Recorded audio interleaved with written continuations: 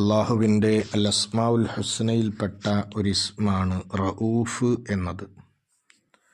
കൃപയുള്ളവൻ എന്ന് ഇതിന് നമുക്കർത്ഥം പറയാം. പരിശുദ്ധ ഖുർആനിൽ 10 തവണയാണ് ഇത് വന്നിട്ടുള്ളത്. ഇതിൻ്റെ അബ്ജദിയത്ത് 292 റഅഫത്ത് എന്ന പദത്തിൽ നിന്നാണ് റഊഫ് എന്ന ഇസ്മ ഉണ്ടായത്. റഅഫത്ത് എന്ന് പറഞ്ഞാൽ അങ്ങേയറ്റത്തെ കാരുണ്യം, കഠിനമായ റഹ്മത്ത്, അതേപോലെ തന്നെ റഹ്മത്തിൻ്റെ ഉള്ള് എന്നൊക്കെയാണ് അർത്ഥം. ഒരുത്തൻ്റെ റഹ്മത്ത് കഠിനമായാൽ, ശക്തിയായാൽ അവൻ റഊഫാണ്. ഖൈറിനെ ഉദ്ദേശിക്കുന്നവൻ, അടിമകൾക്ക് ഉപകാരം ചെയ്യലിനെ ഉദ്ദേശിക്കുന്നവൻ,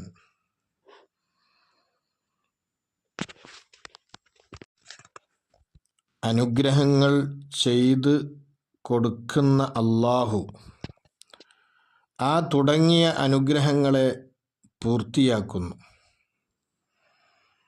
എന്ന് മാത്രമല്ല, അല്ലാഹുവിനോടുള്ള കടമകൾ, അടിമകളോടുള്ള കടമകൾ, കടപ്പാടുകൾ എന്നിവ കൊണ്ട് നിലനിൽക്കാൻ അല്ലാഹു ഒരു മനുഷ്യന് തൗഫീഖ് നൽകുന്നു. എല്ലാ ഫസാദുകളിൽ നിന്നും, തിന്മകളിൽ നിന്നും അടിമകളെ അല്ലാഹു ഭയപ്പെടുത്തുകയും തടയുകയും ചെയ്യുന്നു. ഇതെല്ലാം റഅഫത്തിൻ്റെ ഭാഗങ്ങളാണ് എന്നാണ്. റഅഫത്തും റഹ്മത്തും തമ്മിലുള്ള വ്യത്യാസം പണ്ഡിതന്മാർ പല രൂപത്തിലാണ് പറഞ്ഞിട്ടുള്ളത്. റഹ്മത്ത് എന്ന് പറഞ്ഞാൽ വ്യാപകമായി ഒരു അനുഗ്രഹത്തെ എത്തിക്കലാണ്. ചിലപ്പോൾ ആ നിഅമത്തിനോട് സഹവസിച്ചുകൊണ്ട് വേദനയും വിഷമവുമൊക്കെ ഉണ്ടാകും, എന്നാലും അതൊരു നിഅമത്തായിരിക്കും. അങ്ങനെയുള്ള നിഅമത്ത് നൽകൽ, ഇതിനാണ് റഹ്മത്ത് എന്ന് പറയുന്നത്. ഉദാഹരണമായി പറയുകയാണെങ്കിൽ, കൈപ്പേറിയ മരുന്ന് കുടിക്കുക എന്നത് രോഗം മാറുക എന്നതിന് ആവശ്യമായ കാര്യമാണ്. കൈപ്പേറിയ മരുന്ന് അതൊരു നിഅമത്താണ്. അത് നിഅമത്തായത് രോഗം അതുകൊണ്ട് സുഖപ്പെടുന്നു എന്നതിനാലാണ്. പക്ഷേ ആ കൈപ്പേറിയ മരുന്ന് കുടിക്കൽ പലർക്കും വിഷമവും വെറുപ്പും ഇഷ്ടമില്ലായ്മയുമൊക്കെയുള്ള കാര്യമാണ്. എന്നാലും അത് റഹ്മത്താണ്. പക്ഷെ അത് റഅഫത്ത് അല്ല എന്നാണ്. റഅഫത്ത് എന്ന് പറയുമ്പോൾ ഒരു വിഷമവും വെറുപ്പും ഒന്നുമില്ലാതെ തന്നെ നിഅമത്തിനെ എത്തിച്ചു കൊടുക്കൽ. മധുരമുള്ള ഒരു മരുന്ന് കൊടുത്ത് രോഗത്തെ ശിഫയാക്കും പോലെ. മറ്റു ചില പണ്ഡിതന്മാർ റഹ്മത്തും റഅഫത്തും തമ്മിലുള്ള വ്യത്യാസമായി പറഞ്ഞത്, കാരുണ്യം ചെയ്യുന്ന ആള് തൻ്റെ വാത്സല്യം കൊണ്ട്, തൻ്റെ സ്നേഹം കൊണ്ട് മറ്റുള്ളവരിലേക്ക് കരുണ ചെയ്യലാണ്. റഹ്മത്ത് എന്ന് പറയുമ്പോൾ കാരുണ്യം ചെയ്യപ്പെടുന്ന ആളുകൾക്കുള്ള ആവശ്യവും അത്യാവശ്യവും കാരണമായിട്ട് അവർക്ക് ഗുണം ചെയ്യുക. ഈ 2 രൂപത്തിലും ഇതിന് വ്യത്യാസം പറഞ്ഞ പണ്ഡിതന്മാർ ഉണ്ട്. ഇപ്പോൾ ഒരാൾക്ക് സാമ്പത്തികമായ ആവശ്യം ഉണ്ട് എന്ന് മനസ്സിലാക്കി അദ്ദേഹത്തിന് കൊടുക്കുക, അത് റഹ്മത്താണ്. എന്നാൽ മറ്റൊരാളോട് അങ്ങേയറ്റത്തെ സ്നേഹവും വാത്സല്യവും ഉള്ളതുകൊണ്ട് അവന് കൊടുക്കുക എന്നാണ് റഅഫത്ത് എന്ന് പറയുമ്പോൾ. തെറ്റ് ചെയ്ത മക്കളെ അവരുടെ തെറ്റിൻ്റെ മേലിൽ അടിക്കൽ അത് റഹ്മത്താണ്, റഅഫത്തല്ല. നേരെ മറിച്ച് തെറ്റ് ചെയ്ത മക്കളെ നല്ല നിലയിൽ അവർക്കെന്തെങ്കിലും സന്തോഷമുണ്ടാക്കുന്ന ഒരു കാര്യം കൊടുത്തിട്ട് ഇനി ആ തെറ്റ് ചെയ്യരുത് എന്ന് പറയൽ റഅഫത്താണ്. ഒരു മനുഷ്യൻ അള്ളാഹുവിനെക്കുറിച്ച് അവനാണ് റഊഫ്, കൃപയുള്ളവൻ എന്ന തിരിച്ചറിവിലേക്കെത്തിയാൽ എപ്പോഴും അവൻ്റെ ദുന്യാവിൻ്റെ കാര്യത്തിലും ആഖിറത്തിൻ്റെ കാര്യത്തിലും അള്ളാഹുവിലേക്ക് അഭയം തേടുന്ന, അള്ളാഹുവിലേക്ക് ഒതുങ്ങിക്കൂടുന്ന ഒരവസ്ഥ അവനിൽ ഉണ്ടാകും. അള്ളാഹുവിൽ നിന്ന് ഒരിക്കലും അവന് നിരാശ ഉണ്ടാവുകയില്ല. കാരണം തൻ്റെ റബ്ബ് എല്ലാ നിലക്കുള്ള റഅഫത്തുമുള്ളവനാണ് എന്ന ഒരു ബോധം എപ്പോഴും അവനിൽ ഉണ്ടാകും. ഈ ഇസ്മുമായിട്ട് ബന്ധം പുലർത്തിയാൽ ഉണ്ടാകുന്ന അടയാളം മഹത്തുക്കൾ പഠിപ്പിച്ചു, എപ്പോഴും ദുആ ചെയ്യുന്ന സ്വഭാവം, എപ്പോഴും അള്ളാഹുവിലേക്ക് ആഗ്രഹിക്കുന്ന, അള്ളാഹുവിന് ശുക്ർ ചെയ്തുകൊണ്ടേയിരിക്കുന്ന, അള്ളാഹുവിൻ്റെ അനുഗ്രഹങ്ങളിൽ സന്തോഷിച്ചു കൊണ്ടേയിരിക്കുന്ന ഒരവസ്ഥ അവനിൽ ഉണ്ടാകുമെന്ന്. അള്ളാഹുവിൻ്റെ ശിക്ഷ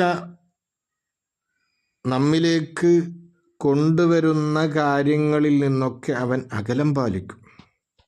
അവൻ്റെ സർവ്വ ആവശ്യങ്ങളും അവൻ അള്ളാഹുവിലേക്ക് മാത്രമാണ് ഉയർത്തുക.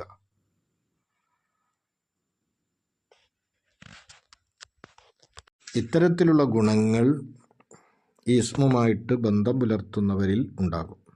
ഈ ഇസ്മു കൊണ്ട് സ്വഭാവം ശ്രദ്ധിക്കൽ മഹത്തുക്കൾ പഠിപ്പിച്ചു, നീ കഠിനമായ റഹ്മത്തും മയവും കാരുണ്യവും ചെയ്യുന്നവനാവുക. അള്ളാഹുവിൻ്റെ അടിമകളെ നീ അങ്ങേയറ്റം സ്നേഹിക്കുകയും അവർക്ക് കാരുണ്യം ചെയ്തു കൊടുക്കുകയും ചെയ്യുക. റഹ്മത്ത്, റഅഫത്ത് എന്നീ സ്വഭാവങ്ങൾ നിന്റെ സ്വഭാവ ഗുണങ്ങളായി വേരൂന്നുക. നിന്നെ ആക്രമിച്ച ആളുകൾക്കൊക്കെ നീ മാപ്പ് ചെയ്തു കൊടുക്കുക.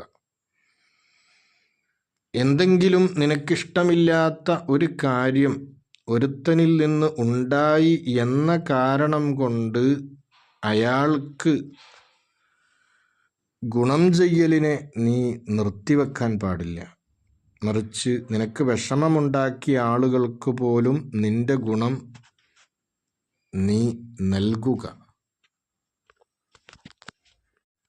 റഊഫ് എന്ന ഇസ്മിൻ്റെ പ്രത്യേകതകളായി മഹത്തുക്കൾ പഠിപ്പിക്കുന്നു, ദേഷ്യം വരുന്ന സമയത്ത് യാ റഊഫ് യാ അല്ലാ എന്ന് 10 പ്രാവശ്യം ചൊല്ലുകയും 10 പ്രാവശ്യം ഹബീബായ മുത്തുനബി സല്ലല്ലാഹു അലൈഹി വസല്ലമ തങ്ങളുടെ പേരിൽ സ്വലാത്ത് ചൊല്ലുകയും ചെയ്യുമ്പോൾ അവൻ്റെ ദേഷ്യം ശമിക്കും എന്നാണ്.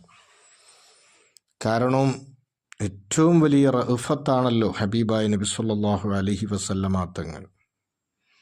നബി തങ്ങളെ സംബന്ധിച്ച് അല്ലാഹു തആല പറഞ്ഞിട്ടുള്ള ഒരു വിശേഷണവും റഊഫ് എന്ന് തന്നെയാണ്. അപ്പം നബിയുടെ മേലിൽ 10 സ്വലാത്തും അതേപോലെ യാ റഊഫ് യാ അല്ലാ എന്ന ആ ദിക്ർ 10 പ്രാവശ്യം അത് ദേഷ്യം വന്നവൻ ചൊല്ലുകയാണെങ്കിൽ തീർച്ചയായും അവൻ്റെ ദേഷ്യം ശമിക്കും. ദേഷ്യം എന്ന് പറഞ്ഞാൽ ഒരു ഭ്രാന്താണ്. അവ്വലുഹു ജുനൂനുൻ വ ആഖിറുഹു നദമുൻ എന്നാണ്. തുടക്കം ഭ്രാന്തും അവസാനം ഖേദവുമാകുന്ന ഒരു പ്രവണതയാണ് ദേഷ്യം എന്നത്. തുടക്കത്തിൽ പലതും നമ്മൾ അടിച്ച് പൊട്ടിക്കുകയും പല കാര്യങ്ങൾ നമ്മൾ ചെയ്യുകയും പലതും പറയുകയും ചെയ്യും. എന്നാൽ അവസാനത്തിൽ നമ്മൾ തന്നെ ഖേദിക്കുകയും ചെയ്യും. അപ്പം അത് ദേഷ്യം വന്നാൽ അവൻ ചൊല്ലുക. ഇനി അവൻ ചൊല്ലുന്നില്ലെങ്കിൽ അവൻ്റെ ഹളറത്തിലുള്ള സന്നിധിയിലുള്ള ഒരുത്തൻ ഈ ദിക്ർ 10 പ്രാവശ്യവും 10 സ്വലാത്തും ചൊല്ലണം. അതും ആ ദേഷ്യപ്പെടുന്നവൻ്റെ ദേഷ്യം ശമിക്കാൻ കാരണമാകും എന്നാണ്. അതേപോലെ തന്നെ യജമാനനെ സ്നേഹിക്കുന്നവനാകാൻ, നമ്മുടെയൊക്കെ യജമാനനായ അള്ളാഹുവിനോട് നമുക്ക് കൂടുതൽ സ്നേഹമുണ്ടാകാൻ ഈ ഇസ്മ അധികരിപ്പിച്ചാൽ മതി. അള്ളാഹുവിനെ മഹബത്ത് വെക്കുക, അള്ളാഹുവിൻ്റെ ദിക്റിനെ മഹബത്ത് വെക്കുക, അള്ളാഹു മഹബത്ത് വെച്ചവരെ മഹബത്ത് വെക്കുക. ഇതൊക്കെ നമ്മിലുണ്ടാകാൻ ഈ ഇസ്മ സഹായകമാകും. റഊഫ് എന്നത് അള്ളാഹുവിൻ്റെ ഫിഅലിയായ ഒരു സിഫത്താണ്. അള്ളാഹുവിൻ്റെ പ്രവർത്തനത്തിൻ്റെ മേൽ അറിയിക്കുന്ന ഒരു വിശേഷണമാണ്. അള്ളാഹു ഈ ഇസ്മിൻ്റെ എല്ലാ ഗുണങ്ങളും നമ്മിൽ നിലനിർത്തി തരട്ടെ. ആമീൻ.